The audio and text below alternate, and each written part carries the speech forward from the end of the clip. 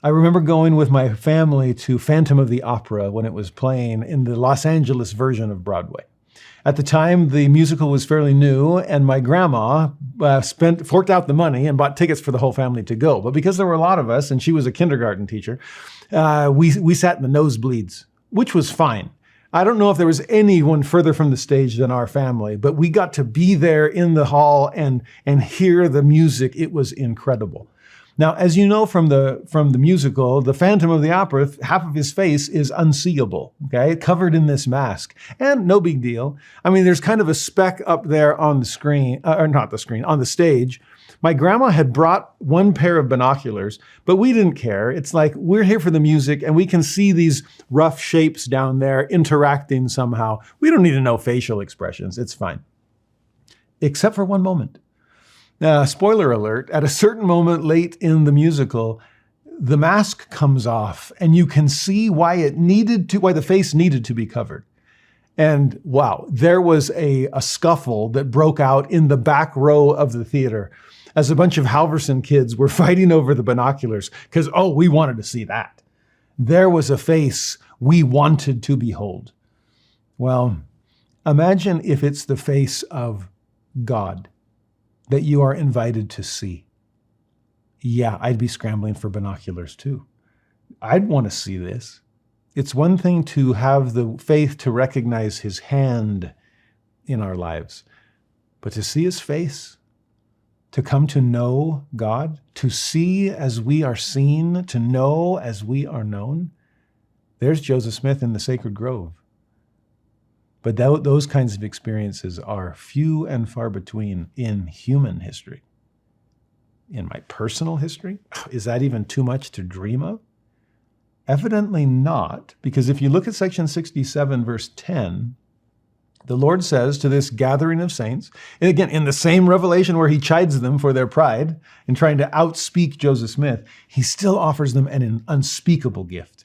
He says again, verily I say unto you that it is your privilege. So it's not a right, but it is a privilege and a promise. So the privilege and the promise. Do you want this? I promise you can have it if you choose. This is a privilege I'm extending to you. A privilege and a promise I give unto you that have been ordained unto this ministry, that inasmuch as you strip yourselves from jealousies and fears and humble yourselves before me, for ye are not sufficiently humble. Again, those complaints about Joseph's language proves that. What's the promise, though? What's the privilege if they'll do all this? The veil shall be rent, and you shall see me, and know that I am, not with the carnal, neither natural mind, but with the spiritual. Now think about that. That's the blessing. That's the privilege God is trying to bestow upon these church leaders. I want you to see me. I want you to know what I look like. If you're ever going to have my image engraven in your countenance, maybe you ought to see what that image is. Can you imagine? I mean, picture a Philip asking Jesus, show us the Father. And the Lord saying, have I been with you this whole time and you still don't get it? If you've seen me, you've seen him. Well, either way, can I see the face of Christ? See the face of God? Now, I'm not trying to run faster than I have strength. I'm not trying to sign seek by any stretch. But I even remember a conference talk years ago from President James E. Faust, where he talked about righteous desires, and he included on his list seeing the face of God. That struck me in general conference as a younger man. Just, wow, that's something some people are holding out for. Am I aiming too low? Well, notice the list of prerequisites, though. Yes, it's a privilege. Yes, it's a promise, but it only comes in as much as, or to the degree that you, number one, strip yourselves. Strip, yank it off, get rid of this, okay? These are fine-twined linens we're not supposed to be wearing, and they consist of jealousies and fears and pride. We've got to get over ourselves.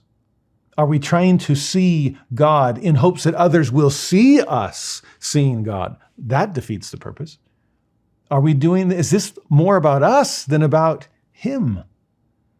To strip ourselves of jealousies? Oh, are you jealous of Joseph's prophetic vision? And that's why you're questioning his lack of what you consider prophetic language? Joseph has better eyes than I do, but I've got better vocabulary. Really? Is that what you're trying to do? Is it jealousy that's driving this? What about fear? What are you afraid of? Afraid of failing at seeing the face of God, or afraid that you'll succeed? And what will he see in you when you're seeing him face to face? You haven't humbled yourself sufficiently? Yeah, that'll get in the way too. Pride dims our spiritual sight. We want to see mirrors, not windows into heaven. I'm struck by the language here. It reminds me of the language of Alma chapter 5. When Alma asks the people of Zarahemla, have you been stripped of pride? Has it been yanked off you? And in fact, are you sufficiently humble? That adverb is fascinating. It's not enough to be humble. You have to be humble enough. And am I sufficiently humble to be able to see humility himself personified? Can I see the face of God? Are my eyes sufficiently spiritual? Or am I demanding to see things in natural ways and carnal ways that are getting in the way of real spiritual sight? Do you want to be a seer like Joseph is? That's going to take some vision unlike you've ever experienced. Now, the Lord goes on in this revelation. That was verse 10. If you rewind, you see some verses leading up to that. Okay, you need to read the beginning of this revelation in light of what they missed out on, because they didn't see the Lord the way that they'd been told they could. Okay, they weren't living up to the privilege or the promise. And in verse 3, notice it says, ye endeavored to believe that ye should receive the blessing which was offered unto you. But behold, verily I say unto you, there were fears in your hearts, and verily this is the reason that ye did not receive. In some ways, that's really the beginning of this. This revelation is less about the divine dare and see if you can write better revelations than Joseph. It was really about, I wanted to show myself to you at this conference. I wanted you to have your own first vision kinds of experiences. And you didn't. And the reason why is you feared. Later, he adds what we already just read, jealousy and fear and pride, lack of humility, all of those things. Trying to look. What were you looking for? Were you trying to see my face or see Joseph's weakness? You got to see one of them, but by picking that one, you disqualified yourself from the other. And what a tragedy. I love the language in that verse. Ye endeavored to believe. You wanted to believe you were going to see it, but you knew yourselves better than that. You knew you weren't in a position spiritually to receive the privilege and promise. And so, it's almost like he's saying, you wanted to believe it was easy. But deep down, you couldn't. You couldn't believe it was going to be easy. You knew it would be a wrestle with the natural man. You knew it would be straining the spiritual sight to be able to behold the face of God. Yeah, endeavoring to believe in an easy way, you know too much for that. Do the hard thing. Strip yourself of anything less than celestial if you ever hope to gain celestial sight. He says in verse 11, for no man has seen God at any time in the flesh except quickened by the Spirit of God. That's the one thing that prepares you for it. Neither can any natural man abide the presence of God, neither after the carnal mind. He says, ye are not able to abide the presence of God now. And that's what Melchizedek ordinances are meant to prepare us for, to abide the presence of God. We'll see that in section 84 in a couple of weeks. But he also adds, neither the ministering of angels. And that was an Aaronic promise, right? The keys of the ministering of angels. So you're not even ready to receive the blessings that you've already tapped into, at least tapped into the promises of them. You have the promise, you don't yet have the privilege because you're falling short of your potential. Ministering of angels? No, not yet. Presence of God? No, not yet. Keep leaning into the promises that Aaronic and Melchizedek ordinances have given you. And then he says, wherefore, continue in patience until ye are perfected. Great advice. Just be patient with yourselves. That's okay. I'm patient with you too. Keep trying, keep lifting, keep learning, and eventually you'll be perfected. Your sight will be perfected. He says, let not your minds turn back. And when ye are worthy, not quite there yet, in mine own due time, not quite there yet either, ye shall see and know that which was conferred upon you by the hands of my servant Joseph Smith, Jr. Amen.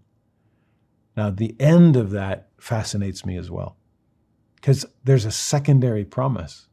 I thought this whole thing was about seeing the face of God. Oh, it is. And once you strip yourselves of those less than celestial things, if you can be patient until you're perfected, if your mind can focus and not turn back, if you can be worthy of this, then yes, that blessing is yours. You can see me. You can know me.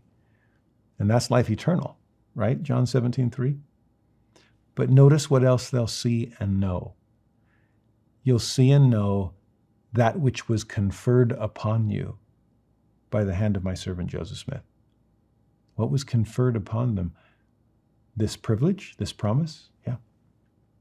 This ordination, this authority? Yeah. I mean, Joseph is a lot like Moses in terms of don't envy for my sake. I wish everyone were one of God's prophets and had the Spirit of God upon them. I'm happy to be eliminated as a middleman so that people can have firsthand experiences like this of their own. He said it clearly. There's not anything God has revealed to me that he won't reveal to the 12 or to the least of the saints as soon as they are prepared to receive it.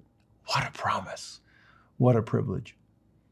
I also wonder if the Lord is hinting about the revelations that are right in front of them, the ones they're second-guessing and underappreciating. Oh, once you strip yourself of jealousy and fear and pride, you will start to see and know just what gemstones are lying before you. You will see what I have given the world through my rough-hewn prophet, Joseph Smith. And honestly, in my own case, when I am in tune with the Spirit of God, I see what Joseph has given us and what it's worth, and it's beyond comprehension. I hope that all of us in our study, in our pondering, in our prayer, can recognize what God has given us through the prophet Joseph. A stepping stone to someday behold the face of God.